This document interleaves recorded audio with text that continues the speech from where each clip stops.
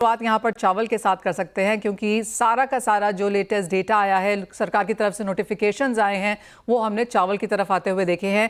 ये एक सेक्टर है जहाँ पर रिस्ट्रिक्शंस अच्छे खासे थे, लेकिन अब जिस तरह की सोइंग हुई है, फसल की एक्सपेक्टेशन है, सरकार के पास जिस तरह का स्टॉक है वो सभी ऑन द हायर साइड है, और इसीलिए हमने यहाँ पर ये रिस्ट्रिक्शंस हटते हुए देखे भी हैं। अक्षय, कैसे देखते हैं आप फर्स्ट ऑफ ऑल ये नोटिफिकेशंस? बासमती तो खुल ही चुका था, और क्योंकि बाकी वाइट वैरायटीज़ पर भी हमने एक राइस वैरायटीज़ पर हमने रिस्ट्रिक्शंस हटते हुए देखे हैं, कैसे देखते हैं आप इसका इम्पैक्ट? हाँ जी, चावल पे जैसे कि आपने कहा ऑलमोस्ट सारे रिस्ट्रिक्शंस हट गए हैं। वाइट राइस एक्सपोर्ट्स जो एक साल तक रिस्ट्रिक्टेड था, वो गवर्नमेंट ने फुल्ली ओपन कर दिया है without any export duty.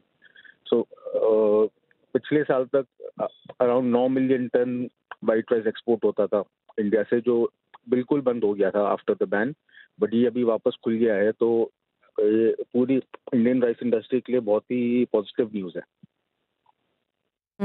Akshay, in that sense KRBL कौन से राइस एक्सपोर्ट्स करता है, किन कंट्रीज को, और किस तरह के नंबर्स आप फिर से लौटता हुआ देखते हैं? KRBL पॉइंट ऑफ व्यू से हम 95% सेल्स हमारी बासमती की है, even exports and even in domestic market. Domestic में हम रीजनल राइस में आ गए हैं, बट एक्सपोर्ट्स में मोस्टली हमारी exports is of basmati rice. ये बैन खुलने से हमारे को रीजनल राइस एक्सपोर्ट करने की अपॉर्चुनिटी ओपन हुई है, which will further increase our sales in the export market. जैसे आपने कहा अक्षय कि लास्ट फाइनेंशियल ईयर में हमने नंबर्स वीक होते हुए यहाँ पर देखे हैं।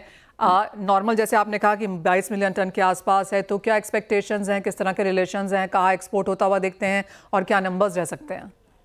मेनली वाइट राइस का एक्सपोर्ट वेस्ट अफ्रीका में था, जो वापस रिज्यूम हो जाएगा। कंट्रीज लाइक घाना, आइवरी कोस्ट, नाइजीरिया, ये सब कंट्रीज में वाइट राइस जाता था, तो ये वापस एक्सपोर्ट शुरू हो जाएगा इंडिया से। और अक्षय, प्राइस पैरिटी कैसे देखते हैं आप? इंडियन राइस हमेशा ग्लोबल से कंपेटिटिव रहा है, and looking at the stock figure, India का जो स्टॉक काफी हाई पोजीशन पे है, तो prices compare to global prices काफी कंपेटिटिव रहेंगे। तो I think India will be able to regain its market share. India जो 21 बिलियन टन एक्सपोर्ट किया था लास्ट टू लास्ट ईयर, जब कोई रिस्ट्रिक्शंस नहीं थे, वो नंबर वापस पहुंच सकते हैं। ऑलराइट अक्षय, बहुत शुक्रिया साथ देने के लिए। तो क्लियरली वो KRBL का पोर्टफोलियो है 95% जिसमें बासमती होता है, और 22 मिलियन टन के आसपास जो हम प्री रिस्ट्रिक्शंस एक्सपोर्ट कर रहे थे, मानना यह है कि उस नंबर पे यहाँ पर वापस लौट सकते हैं। राजेश पहाड़िया जी हमारे साथ जुड़ चुके हैं। राजेश जी नमस्कार, शुक्रिया साथ देने के लिए। और clearly rice as a community काफ़ी पेशेंटली पिछले 6 महीने से लगातार कोशिश करती रही है, जब से हमने ये देखा कि सरकार का बफर स्टॉक सफिशेंट है, सोइंग नंबर्स अच्छे हैं, मानसून अच्छा है, और जिस तरह के कैलकुलेशंस थे, तो ये सूनर और लेटर पॉसिबिलिटी थी कि हम ये रिस्ट्रिक्शंस हटता हुआ देखेंगे। एज ऑफ नाउ जिस तरह के नंबर्स है, सबसे पहले तो राइस कम्युनिटी उसको कैसे सेलिब्रेट कर रही है? बहुत बहुत शुक्रिया, धन्यवाद मनीषा जी। आप भी हमारे इस संघर्ष में साथ ही थी, अलग नहीं थी आप। और मैं लास्ट इंटरव्यू से और इस इंटरव्यू के बीच में मैं समझ सकता हूं कि हमारे को प्री दीपावली एक बोनस दिया है सरकार ने, जिसके लिए मैं गवर्नमेंट ऑफ इंडिया का बहुत बहुत पूरी राइस फ्रेटर्निटी की तरफ से थैंक यू बोलूंगा और आभार करूंगा राइस इंडस्ट्री को बचाने के लिए।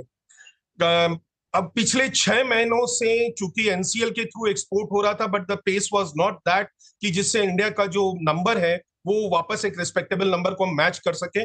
But by the thanks of big crop coming in October नवंबर में, so government has taken a very reasonable and a very balanced call to allow exports of white rice without duty, maybe with MEP, that is something different.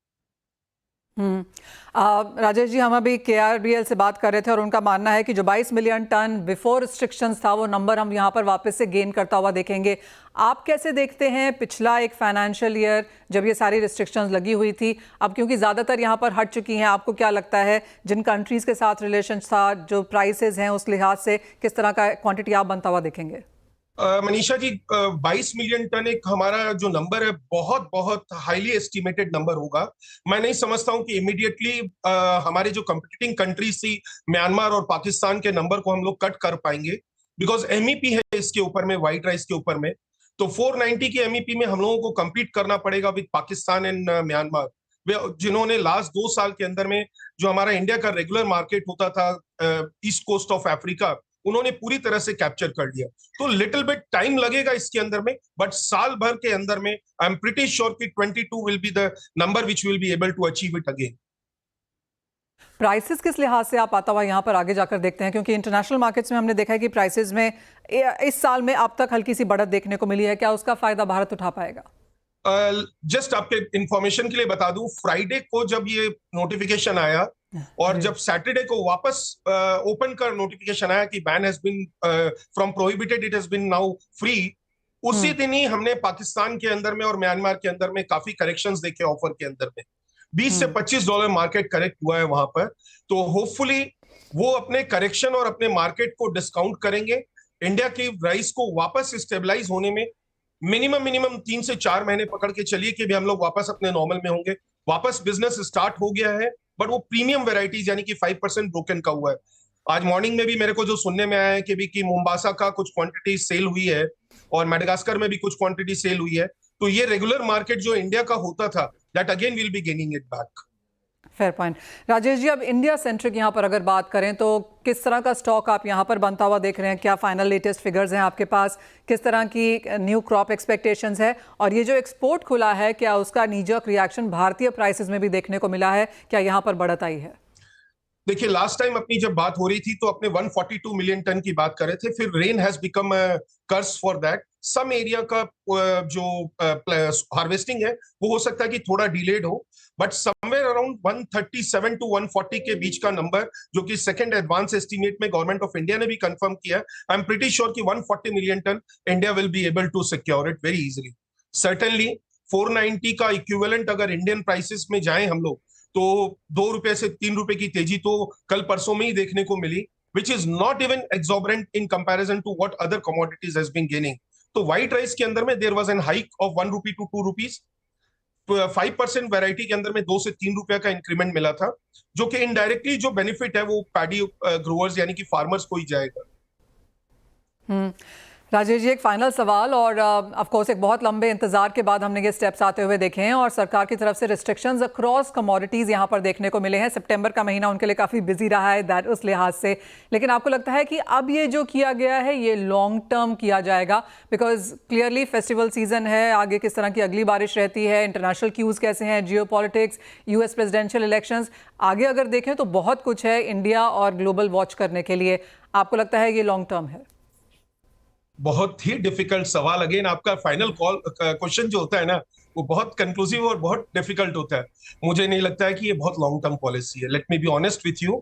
हम लोगों को market को control करके चलना पड़ेगा और राइस के प्राइसेस को इतना स्टेबलाइज रखना पड़ेगा कि ये ऐसे प्राइसेस CPI इंडेक्स के अंदर में पिंच नहीं करे गवर्नमेंट को कि भी प्राइसेस इतनी बढ़ गई कि वापस बैन आ जाए। तो हम लोगों को very carefully, very balance call, माल बेचना भी है, माल को प्रोक्योर भी करना है, माल अपने को राइस की प्राइसेस को भी इंडिया में मेंटेन करना है। तो I am very cautious and very precautionary. मैं अपनी पूरी ट्रेड फ्रेटर्निटी को एक एडवाइस करूंगा कि प्राइस को कंट्रोल करके चलें, इन्फ्लेशन के प्राइसेस को हिट नहीं हो, अपने को उस चीज को ध्यान रखते हुए, और ये पॉलिसी जो है सस्टेनेबल और लॉन्ग टर्म में चलेगी। अदरवाइज आपका जो चावल पे पहरा है वो भारत सरकार वापस नहीं छोड़ेगी। Rice is again a very sensible and a very political commodity. Well absolutely, सरकार ने यहाँ पर एक स्टेप तो लिया है, लेकिन अब रिस्पॉन्सिबिलिटी यहाँ पर ट्रेड और इंडस्ट्री की है कि उसको उस लेवल्स पे ना लेके जाएं कि सरकार वापस यहाँ पर इंटरफियर करे। राजेश जी, एज ऑलवेज बहुत शुक्रिया फॉर योर काइंड वर्ड्स, और ऑफ कोर्स वो पूरी ही जो पॉलिसी है और जिस तरह की सिचुएशन है अभी ट्रेड और इंडस्ट्री की, उसके ऊपर लाइट भी डालने के लिए। कुणाल, आप कैसे देखते हैं all over agri as a commodities को? क्योंकि काफ़ी सारी कमोडिटीज में कुछ तेजी देखने को मिली है, लिस्टेड भी, नॉट लिस्टेड भी, लेकिन ओवरऑल एग्री पैक सितंबर का महीना अगर देखें तो तेजी में रहा। Unseasonal rains, weather anomalies across the world. आप देखिए what has been happening in South America, Brazil का सिनेरियो देखिए. So weather is creating all havoc across the globe. So India में भी सिमिलर है. आज सितंबर मंथ एंड होने जा रहा है और lots of parts of the central India, even western India, it's witnessing heavy rains. So that has led to disruption. और मुझे लग रहा है एग्रीकल्चर कमोडिटी में उसके मेरिट से जो मंदी का एक दौर था, because of the higher productivity, I think it is come to an end. Lot of commodity are in a secular, going to be in a secular bull run, जैसे शुगर है, जैसे नॉन लिस्टेड कमोडिटी में sugar है, listed commodity में turmeric है, guar seed है, ये सब में हम आने वाले दिनों में एक अच्छी स्पाइक देख सकते हैं। और because of the weather the trend definitely seems to be on upside. देखिए what is happening in the non agri on in coffee, most of the South American commodities, they all are in a secular bull run right now. So कोई बड़ी मंदी की गुंजाइश नजर नहीं आ रही है।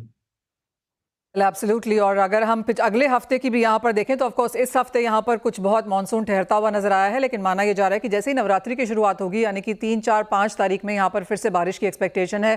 गुजरात, महाराष्ट्र समेत कई राज्यों में यहाँ पर बारिश हो सकती है। और जैसे कुणाल कह रहे हैं, फ्लावरिंग हार्वेस्टिंग स्टेज है और इस टाइम में बारिश होना ऑफ कोर्स काफ़ी सारी एग्री कमोडिटीज़ में एक स्पाइक लेके आ सकता है। लेकिन इसी के साथ एक